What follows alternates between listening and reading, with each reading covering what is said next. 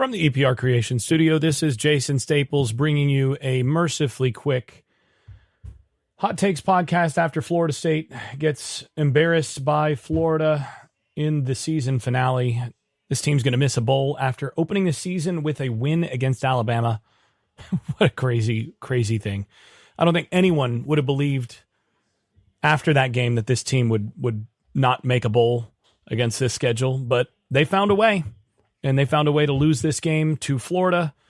I'm recording right now with about 2 minutes left in the game. There's really not much reason for me to belabor this. There's going to be plenty of opportunity in the offseason to do some autopsies, to evaluate what changes are made, and there need to be more changes made. And it's pretty straightforward what happened in this one. Before I go any further, I want to thank sponsors. Thank Luis Marquez of Momentum Realty in Jacksonville, Florida, the best out there in the Jacksonville, Nocatee, coastal area out there.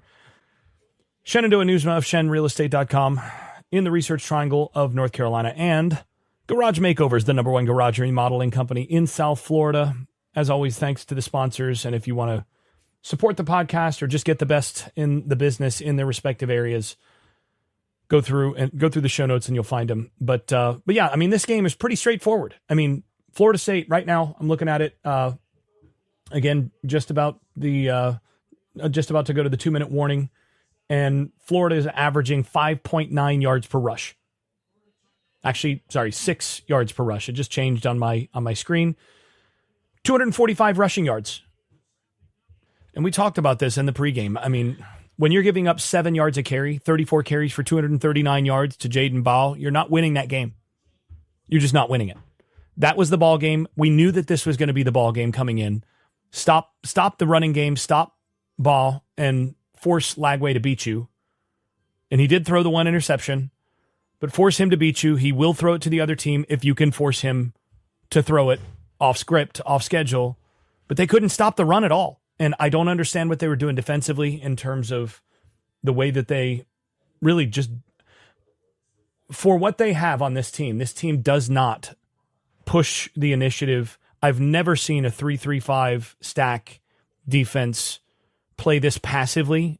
It's a base defense. Now they're playing 4-man most of the time, but generally speaking, 3-3 type defensive coordinators, it's all about coming downhill with lots of blitzes, lots of pressures, lots of different looks, trying to come downhill and cause havoc in the backfield. And this team just doesn't create any havoc. Not against a good offensive line. And Florida's a better offensive line than what they've faced most of the year. And you see right here at the 2-minute warning, 34 carries, 239 yards, 7 yard per carry average.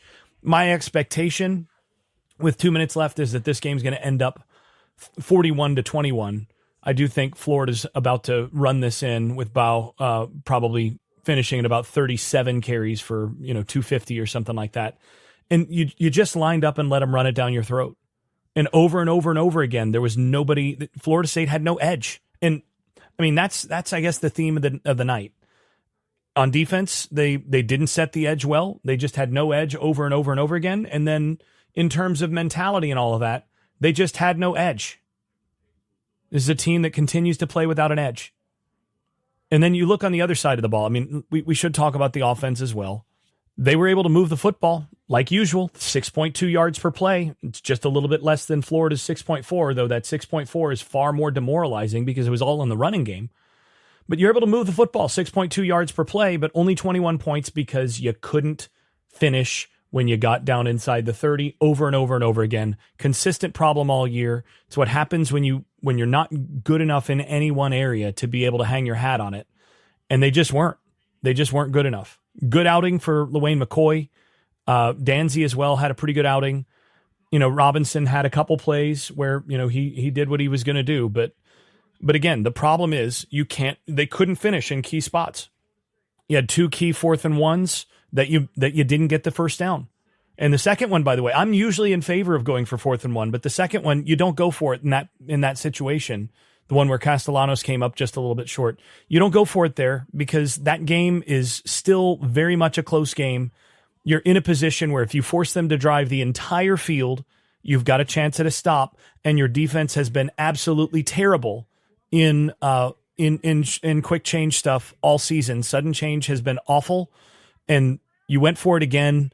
You didn't get it, and then they go down and score, make it a 10-point game, and the ball game's over from there. You just aren't going to come back from there. Florida State is 0-17 in their last 17 games where they've fallen behind by 10.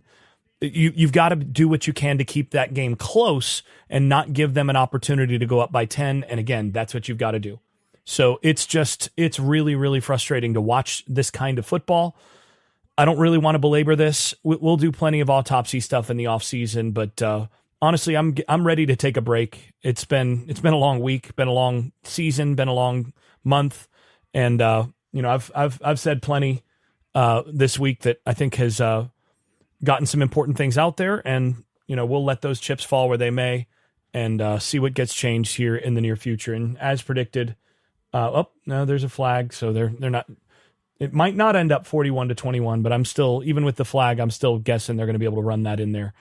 This is just bad. You got physically dominated. I think you have to really examine right now what you're doing in terms of in-season conditioning and also to some degree off-season conditioning.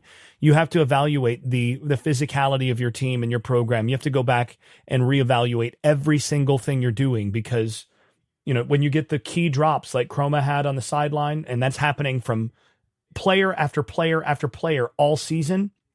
When you have a key play that needs to be made, those guys just continually pee down their leg. Something is not right in practice. You're not putting enough pressure on them in practice so that when you get those focus moments during games, that the focus lapses or there's some sort of pressure problem that comes up. And that's just where we are. That's what we're seeing. And you've got to evaluate everything down to off-season conditioning and then in-season conditioning. This team has looked slow way too many times this season. Even Danzy looked like he didn't have quite as much get up and go late in the year as he did early in the year, in ways that suggest, again, something's not quite right in terms of your periodization and all of that. I don't know. I don't know exactly what they're doing, but something's not right. They need to figure that out. They need to go back and reevaluate every single thing they're doing, and build from the foundation up and the studs out. We'll see if they're able to do it. I know a lot of people are pretty skeptical, and I think there's good reason for that, but that's where we are. And yeah, we'll see how much I actually podcast this off season. I'm not sure how much it's going to be worth doing, but because I don't envy the Florida State beat right now, because this off season and recruiting and everything else, you've got now 9 months where essentially you're going to have to be on repeat over and over and over again, saying a bunch of things that are just no fun. There's not going to be a lot to say. And I don't envy those guys who have to get after it every day for those team sites and everything for this team right now, because there's just not going to be a whole lot to talk about. I don't think that's, really worth it. But yeah, sorry for those guys. I know they all work really hard, and everybody involved right now deserves better than this, from Mike Norvell down. Everybody deserves to see better than what we're seeing, but it's the nature of what we got. So that's my hot take for not only for this game, but basically for the season. We'll see the next time. I don't know the next time I'll podcast, but until then, thank you all for your support. I've really appreciated the support that you've given, and there you go. There's the touchdown that we expected. It's going to be 41-21, 20-point win for Florida. But I really appreciate, again, all the support that you all have given over the years, and appreciate. Over 1 million listens. It's been a lot. Over 1 million downloads. Well over that. I'm not sure how many, but we crossed 1 million a long time ago. So really thankful for that, and thankful for all your support. As always, this is Unconquered with Doc Staples. I'm your host, Doc Staples. Have a good holiday season. End the war on Advent. Enjoy your Advent, everybody, and then Christmas season after that. Spend some time with your family. Enjoy things outside of college football. And, have fun. Thanks a bunch. This has been Unconquered with Doc Staples. I'm your host, Doc Staples. Thanks for listening. If you've been enjoying this podcast, please tell a friend, and also rate and review it at Apple Podcasts and your podcast manager of choice. If you haven't done it in a while, do it again. It really helps the visibility of the podcast. You can also stop by the Unconquered Shop at unconqueredpodcast.com, where you can buy stickers, pins, magnets, t-shirts, and other swag. Thanks, as always, to my sponsors, EPR Creations, bringing you the best of internet marketing and website development for an affordable price. Louis Marquez of Momentum Realty in Jacksonville, Florida. Shenandoah Newsma of ShenRealEstate.com in the Research Triangle of North Carolina. And Garage Makeovers, the #1 garage remodeling company in South Florida. All their information available over at Unconquered and in the show notes of any of these shows. Thanks also to those supporters over at Patreon and Substack, where I post video analysis and field questions for the podcast. I'm so grateful for the support that you all have shown over the years. Really means a lot. This has been Unconquered with Doc Staples. I'm your host, Jason Staples. Thanks for listening. I made this.